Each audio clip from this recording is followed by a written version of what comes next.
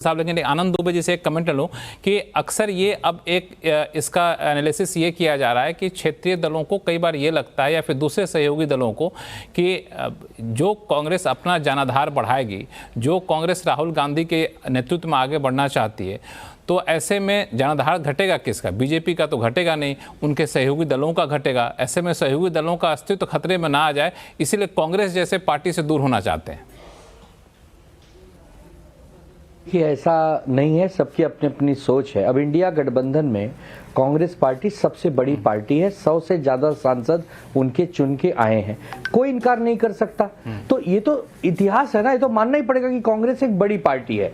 अब कांग्रेस बड़ी पार्टी होते हुए किन दलों के साथ समझौते कर रही है? हर राज्य के दल है। यूपी में समाजवादी, महाराष्ट्र में शिवसेना और राष्ट्रवादी कांग्रेस पार्टी, समझिए दिल्ली और हरियाणा या पंजाब में आम आदमी पार्टी है, ऐसे ही जेएमएम है झारखंड में, पश्चिम बंगाल में ममता दीदी हैं, सीपीएम है। तो इससे ये नहीं होता कि वो कमजोर और वो मजबूत हो जाएंगे। अरे भाई, कांग्रेस पूरे देश में है, 138 साल पुरानी पार्टी है, आजादी में इसका एक बहुत बड़ी भूमिका रही है। तो कांग्रेस पार्टी के कर्तव्य को भी आप नकार नहीं सकते। और क्षेत्रीय दल जो कभी चीफ मिनिस्टर रहे हैं या अभी आज विरोधी पक्ष नेता है, जिनकी अपनी खुद की एक हैसियत है, उनके काम करने का एक तरीका है, उनका संगठन है, उनको भी आप नजरअंदाज नहीं कर सकते। तो दोनों एक दूसरे के पूरक है, दोनों एक दूसरे के मित्र हैं। भारतीय जनता पार्टी जब कमजोर हुआ करती थी तो ऐसे ही क्षेत्रीय दलों का साथ लिया करती थी। कहीं अकाली दल को साथ लेती थी, कभी जेडीयू को साथ लेती थी, कभी शिवसेना को साथ लेती थी, कभी पीडीपी को साथ लेती थी। जब वो बहुत बड़ी महाशक्ति बन गई है, अब उसको लग रहा है कि हमको अब किसी की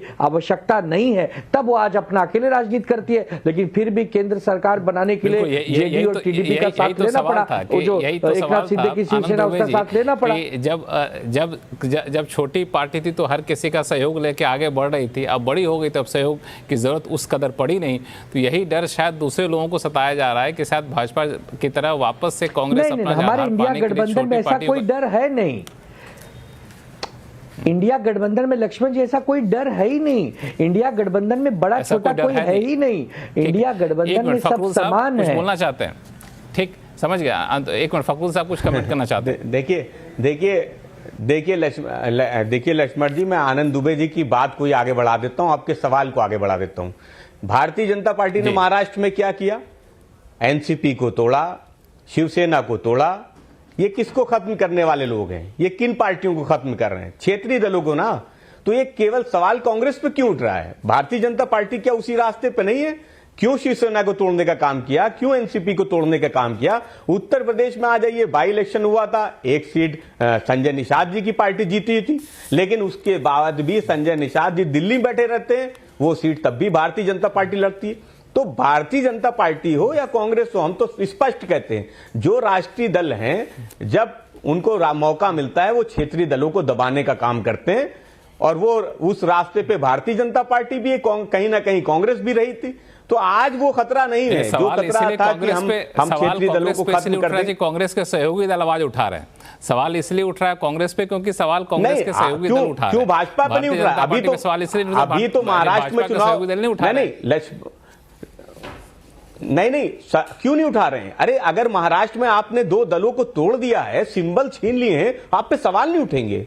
अगर आप उत्तर प्रदेश में एक क्षेत्रीय दल के टिकट उसका नहीं देंगे, जो सीट उसकी जीती हुई थी, तो हम सवाल नहीं उठाएंगे। अगर सवाल कांग्रेस पे है तो सवाल भारतीय जनता पार्टी पे। फिर हमारी बहन ने कहा, जेपी जो बात आ रही थी अडानी की, तो भारतीय जनता पार्टी को सहूलियत की राजनीति पसंद है। उनको पसंद है कि कांग्रेस अडानी का मुद्दा उठाए, सदन जैसे ही शुरू हो शोर शराबा हो और सदन को स्थगित कर दिया जाए। ये तो आपकी सहूलियत की। अरे आप बड़ा दिल दिखाइए। जेपीसी की मांग अगर विपक्ष कर रहा है अडानी के मुद्दे पे, आपको लगता है कि सब पाक साफ है, दूध का दूध पानी का पानी हो जाएगा? जेपीसी की मांग है, उस मांग को मान लीजिए ना। भारतीय जनता पार्टी में क्या इच्छा शक्ति है सदन को चलाने की? अगर अडानी का मुद्दा उठाया जा रहा है, ऐसा नहीं है कि समाजवादी पार्टी अडानी जी को सर्टिफिकेट दे रही है कि बिल्कुल साफ पाक है, सब कुछ क्लियर है, ऐसा कुछ नहीं है। अडानी के मुद्दे पे शाजिया कुछ बोलना चाहती हैं? फकरूल साहब, शाजिया कुछ बोलना चाहते हैं? नहीं, बिल्कुल सही कह रहे हैं। जब इतने बार मुद्दे उठ रहे हैं, मामले उठ रहे हैं, तो उस पर जांच होनी चाहिए। लेकिन आप तो जानते हैं इस पर जांच है, और एससी मॉनिटर्ड इस पर एक कमेटी है जो बैठी है बाकायदा, और उसने इस पूरे मामले को लेकर उसको सेबी का भी जो मुद्दा उठा उससे बाकायदा जांच चल रही है। अब जब बात आती है और नई तरह से आती है, सबसे पहले तो आप मुझे बताइए कि जब भी संसदीय सत्र शुरू होने वाला होता है उससे 3 दिन पहले ऐसी कौन सी 3-4 इंटरनेशनल बॉडीज हैं या संस्थान हैं या एनजीओज हैं जिन सबके तार जुड़े हैं एक जॉर्ज सोरोस नामक शख्स से, उनकी रिपोर्ट्स आती हैं भारत को लेकर, इस खास उद्योगपति को लेकर और भी कुछ मामलों में। और आप बताइए उसको लेकर कांग्रेस इतनी ज्यादा जो है विचलित और सतर्क हो जाती है कि उसी को उठाकर एक बहुत बड़ा मुद्दा बनाती है। तो एजेंडा सेटिंग के लिए क्या उन्होंने कोई आउटसोर्सिंग की है? दूसरी बात है भारत में जांच चल रही है, अब विदेश में भी जांच चलेगी, उससे मतलब आप उसको जोड़ रहे हैं भारत से, वो भी सचली बात समझ में आती है। लेकिन उसमें 4 गैर बीजेपी शासित राज्य हैं। अगर वाकई में राहुल गांधी को लगता है कि बहुत जरूरी है सब कुछ छोड़ छाड़ के एक नई सिरे से जांच हो, रेवंत रेड्डी को हटाएं, फौरन हटाएं। कि किस तरह का आदमी जो 100 करोड़ से ज्यादा की कीमत अपने फाउंडेशन में लेता है, वो भी अदानी फाउंडेशन से, अदानी ग्रुप से। आप अशोक गहलोत उनके पुराने नेता हैं, पूछिए कि आपने क्यों इतना इन्वेस्टमेंट किया। पिनराई विजयन से बात की जाए, हालांकि वहां तो केरल में साथ लड़ते हैं एक दूसरे से, लेकिन साथ में घटक दल हैं। आप बताइए उनसे क्यों नहीं कहा जा रहा है? डीएमके से उन्होंने सवाल क्यों नहीं पूछा?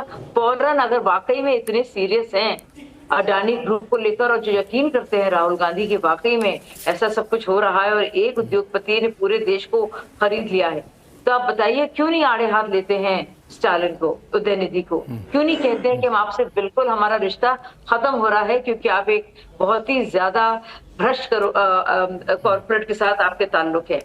4 गैर भाजपा शासित राज्य हैं, उसमें आप चुप हैं। मतलब आपकी क्रेडिबिलिटी नहीं रही है, लोग हंस रहे हैं, लोग को लॉजिक नहीं समझ पा रहा और एक जवाब नहीं मिल रहा है, एक भी जवाब नहीं मिल रहा है। शाजिया मैं आऊंगा आपके पास, दोबारा से आऊंगा। शाजिया मैं आपके पास दोबारा से आऊंगा। एक मिनट फखरुल साहब, हाँ बताएं। मैं पूछ रहा हूं कि आप कांग्रेस की बात कर रही हैं, आप सरोज लिंग की बात कर रही है, वो तो भारत में भी काम कर रही है, एनजीओ जो भी है, उस पे आपका क्या कहना है? उन सवालों का जवाब तो आपको भी देना पड़ेगा। तो आपको जेपीसी की जांच नहीं करनी है अडानी पे, उससे भागना चाहिए। अरे लोकतंत्र में जनता की अदालत से बड़ी कोई अदालत नहीं होती, सदन है, वहां पे जनता के चुने हुए प्रतिनिधि आते हैं। आपको उन पे भरोसा नहीं, उसमें तो आपके भी सदस्य होंगे, आप जेपीसी जांच करा लीजिए, क्या दिक्कत है? जेपीसी जांच पे आपको नहीं भागना चाहिए। और देखिए आरोप की जहां तक बात है, महाराष्ट्र में जिस दिन मतदान हो रहा था, महाराष्ट्र में आप जो विपक्ष के नेता हैं उनके खिलाफ आरोप लेके चले आए थे। यहां जब अडानी का मुद्दा उठ रहा है तब आप सरोज का मुद्दा लेके चली आई। तो देखिए ये सवाल भारतीय जनता पार्टी वो मुद्दों से भागना चाहती है, मुद्दों से को डाइवर्ट करना चाहती है, इसलिए जब अडानी का मुद्दा उठाया जाता है, जेपीसी की मांग की जाती है, तो आप शाजिया को बोलने दीजिए। फखरुल साहब एक मिनट शाजिया को बोलने, शाजिया बोले। देखिए दोनों में ताल्लुक है, हम सोरोस को इशू को क्यों उठा रहे हैं? क्या ये सच नहीं है कि एक ऐसी संस्था, एक ऐसा एनजीओ जो बाकायदा कश्मीर को एक अलग मुल्क की तरह देखता है और उस धारणा को प्रमोट करता है, उसकी सह अध्यक्ष सोनिया गांधी है? क्या ये बात सच नहीं है कि सोरोस के दिए हुए जितने भी संस्थान हैं और जितने भी एनजीओ या बॉडीज हैं, उनकी रिपोर्ट जो आती है लगातार, चाहे वो ओसीसीआरपी हो जो और हो, उसको राहुल गांधी बिल्कुल गॉस्पेल ट्रूथ की तरह उठाते हैं और उस पर प्रेस कॉन्फ्रेंस करते हैं। बिल्कुल बेसिकली दरअसल है क्या शाजिया, हम लोग चर्चा कर रहे थे कि इंडिया गठबंधन में दरार आ गई है, क्या वजह है और क्या आगे का रास्ता है? जवाब दे सकता हूं, मुझे पूरी जानकारी है। बिल्कुल जो भारत सरकार नहीं, चूंकि हमारे शो का मुद्दा ये नहीं है तो इस मुद्दे पे मैं चाहूंगा ज्यादा बहस ना की जाए। हमारे शो का मुद्दा अलग है, हम उस मुद्दे पर आए। तो हमारे साथ पूनावाला साहब जुड़ गए हैं, अभी भी जुड़े हैं। पूनावाला साहब, दरअसल हम लोग चर्चा ये कर रहे हैं कि इंडिया गठबंधन में आखिर क्या वजह आई कि अब लोग कांग्रेस नेतृत्व से अलग हटना चाहते हैं। हालांकि बात करते करते बात पहुंच गई संसद तक और फिर अभी चर्चा दूसरे मुद्दे पे होने लगी थी, लेकिन आप अभी भी जुड़े हैं। तो आपको क्या लगता है कि अब कांग्रेस को यहाँ पे आगे चल के कुछ पहल करना चाहिए? खास तौर से एक आरोप बार बार लग रहा है कांग्रेस पे कि कम्युनिकेशन गैप काफ़ी ज़्यादा है अपने सहयोगी दलों के साथ। एक तो ये आरोप लगता है, दूसरा कि परफॉर्मेंस में स्ट्राइक रेट भी काफ़ी नीचे चला जा रहा है कांग्रेस का। तो आपका क्या कहना है इस पर? लक्ष्मण जी, अव्वल तो आपके शो में मुझे शिरकत करने का मौका मिला, इसलिए मैं आपका शुक्रगुजार हूँ। जो आपने आपके शो में बताया कि जो मुद्दा डाइवर्ट हो गया, वही तो भाजपा करना चाहती है। शाजिया उनके सबसे बेहतरीन प्रवक्ताओं में से एक है, लेकिन मुद्दों को डाइवर्ट ही करेगी, जो मुद्दा है उस पर बात नहीं करेंगे। मुझे बताइए, बेगानी शादी में अब्दुल्ला क्यों दीवाना हो रहा है, भाजपा क्यों अटैक कर रही है, और बार बार इस 90 साल के बुजुर्ग व्यक्ति पर इसलिए वो जाती है क्योंकि मैं 2 फैक्चुअल पॉइंट बताते जो एक्चुअल मुद्दा उस पर बात करना चाहता हूँ। जिस ऑर्गेनाइजेशन को भाजपा ने पार्लियामेंट में कोट किया उस बुजुर्ग व्यक्ति के साथ ज्वाइन करते हुए, उस मीडिया ऑर्गेनाइजेशन ने फॉर्मली कहा कि रिपोर्ट झूठी है और भाजपा ने पार्लियामेंट में झूठ बोला है। सेकंड चीज, जिस व्यक्ति की वो बात कर रही है, उसके ऑर्गेनाइजेशन से अगर किसी को ग्रांट मिला है जो फैक्चुअल है, जो रिकॉर्डेड है, वो प्रधानमंत्री जी के कार्यालय में जो उनके एडवाइजर शमिका रवि जी, उनको उनका ग्रांट मिला है जॉर्ज सोरोस फाउंडेशन से। तो प्लीज हम तर्कों पर और इस तर्क पे बात करेंगे। जॉर्ज सोरोस जी डेंजरस है हमारे मुल्क के लिए, प्लीज उसे आप ले आइए और प्लीज उसे पकड़ते लाइए और जेल में बंद कीजिए। कोई इसकी बात नहीं करता, लेकिन इसकी चर्चा कहां होगी? इसकी चर्चा आपके शो पर नहीं, इसकी चर्चा पार्लियामेंट में होनी चाहिए।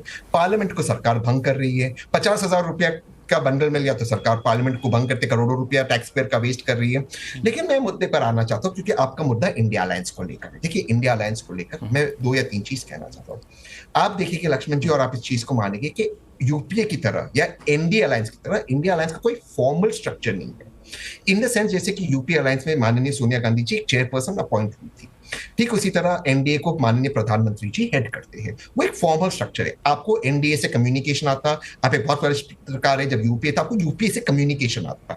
इंडिया अलायंस का कोई कम्युनिकेशन डिपार्टमेंट नहीं है, ये पहली बात है। तो अगर माननीय ममता बनर्जी मैम इसको हेड करना चाहती है तो कोई गलत बात नहीं है, वो एक अच्छा सुझाव है। एक फॉर्मल मीटिंग बुलाते, जैसे उमर अब्दुल्ला साहब ने कहा, बुलाकर एक फॉर्मल स्ट्रक्चर करते, सीएनबीसी में आपको भेज दे, बाकी चैनलों पर भेज के एक फॉर्मल स्ट्रक्चर बनाए, उसमें कोई गलत बात नहीं।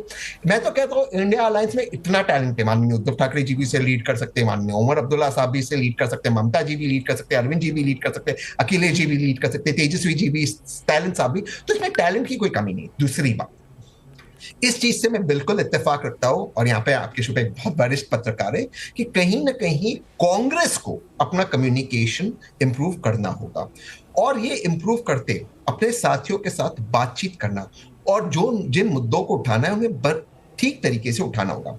जो मुद्दे की बात हो रही है, जो उद्योगपति का मुद्दा या अन्य कोई मुद्दा है, संबल का मुद्दा हो, अन्य मुद्दे, ईवीएम के मुद्दे हो, जो भी मुद्दे हैं, बांग्लादेश का मुद्दा, सीरिया का मुद्दा हो, उन पर एक कॉमन मिनिमम स्ट्रेटेजी होनी चाहिए। मैं ये चीज मानता हूं। ये अगर हर दल अपना ही प्रोटेस्ट करेगी तो ऑपोजिशन यूनिटी नहीं दिखेगी। तो कहीं ना कहीं ऑपोजिशन को, और उसमें कांग्रेस को लीड लेना चाहिए। लेकिन क्योंकि कम्युनिकेशन ठीक नहीं, इसका मतलब ये नहीं